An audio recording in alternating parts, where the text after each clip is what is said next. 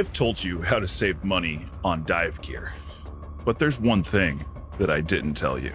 Divers destroy their own gear through improper maintenance or just flat out neglect. When I worked as a repair technician, I'd see divers making the same mistakes over and over again. Mistakes that cost them hundreds of dollars in repairs, or in the worst cases, replacements. I've compiled a list of the top 5 stupidest ways to destroy your dive gear, and what you should do instead.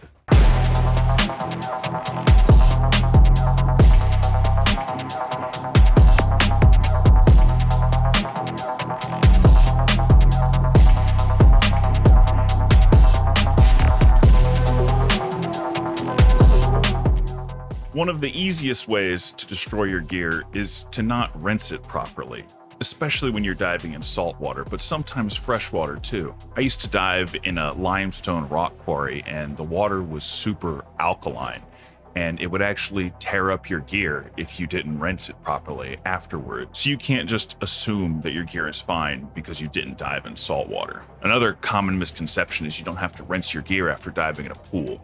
This is a huge mistake. Chlorine will eat your wetsuit, it will eat your BCD. You absolutely need to rinse your gear after it's been in a pool.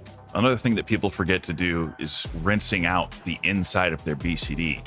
You can actually do this by holding the deflate button on your inflator and putting a water hose up to it. It just opens the valve so it'll let water into the BCD. You can put in a few cups of water and then reinflate the BCD orally and shake the BCD around so you get all the salt rinsed off the inside. Another good thing to do is to run water through all the dump valves to make sure that you don't have salt buildup inside them. I've actually seen salt water left in the BCD so long that it formed a large salt crystal. One time it actually got down into one of the folds in the BCD, molded it into like a salt arrowhead that was just waiting to puncture the bladder. We actually pulled that out of the BCD.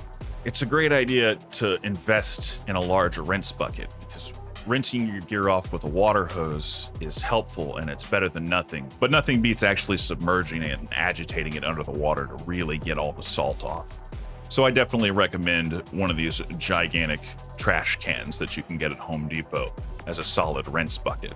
And if you own a scooter, one of the best things you can do is completely submerge the prop of the scooter in your rinse bin and run it for 10 to 20 seconds. This does a really good job of rinsing out the prop, which normally would be a great place for salt water to collect and build up and damage your scooter over time.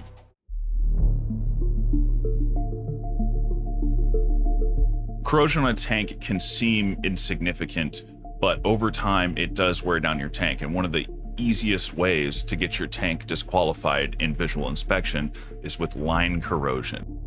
How does line corrosion happen? Well, typically it's from either a boot on the tank that doesn't get rinsed or is never removed and cleaned under, or the sheathing around a hose clamp that you use for side mount tanks or stage bottles or deco bottles. The fabric on the sheathing holds water up against the tank and causes corrosion in a line, which is really the last thing you want. If you're trying to keep a tank for a long time, line corrosion is a really quick way to get it disqualified in visual inspection. One of the things I do to minimize this problem is I only use the sheathing that is absolutely necessary. So just a little bit to protect you from the tail end of the hose clamp that sticks out and wants to lacerate you at every chance it gets. Also, I like to dunk my entire tank at the end of the dive just to make sure everything was properly rinsed.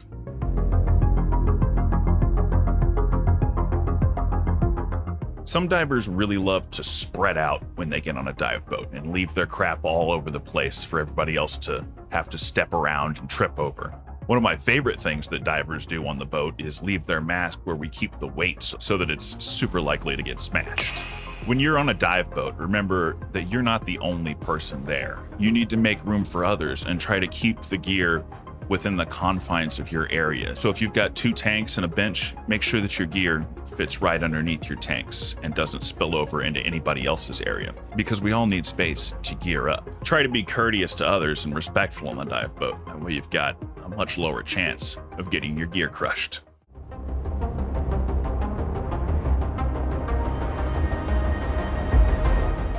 Hose protectors are a prime example of solving a skill or procedure problem with equipment. Hose protectors are designed to prevent harsh bends near the crimp on a scuba hose. In theory, this is a good idea, but it's pretty easy to prevent harsh bends with proper hose routing and storage. What hose protectors definitely do well is hold salt water against the fittings on the hoses and corrode them prematurely. In fact, recently I saw a regulator with hose protectors installed that still had damage to the hose near the crimp. So other than corroding the fittings, what are hose protectors really doing for us? Sometimes when you buy a brand new regulator, it comes with hose protectors already installed, and the first thing I do is remove them because they're completely useless to me. I make sure to keep my regs stored in a loose coil so there's no harsh bends. And when I set up my hose routing on my rebreather or back mount or side mount, I ensure that the routing doesn't cause any harsh bends in the hoses, and it's not that difficult.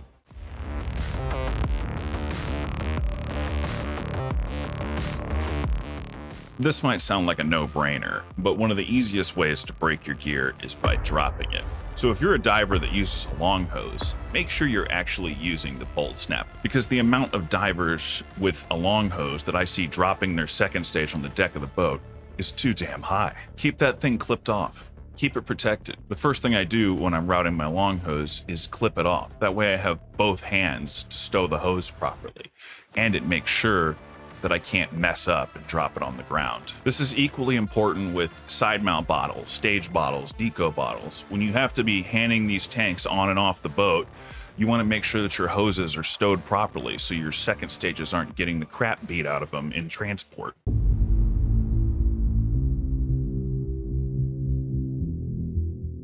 It's important to take good care of your gear because you rely on it underwater. It's literally life support equipment, so don't be lazy. But if you're here watching me now, I'm probably preaching to the choir. I'm betting you already knew to take care of your gear. Hopefully I've given you some tips that you'll find useful. I'd like to take a quick second to thank Dive Vibe's supporters on Patreon. I could not do this without you guys. If you'd like to support Dive Vibe, follow the link to Patreon in the description. Thanks for diving with me today, and I'll see you in the water.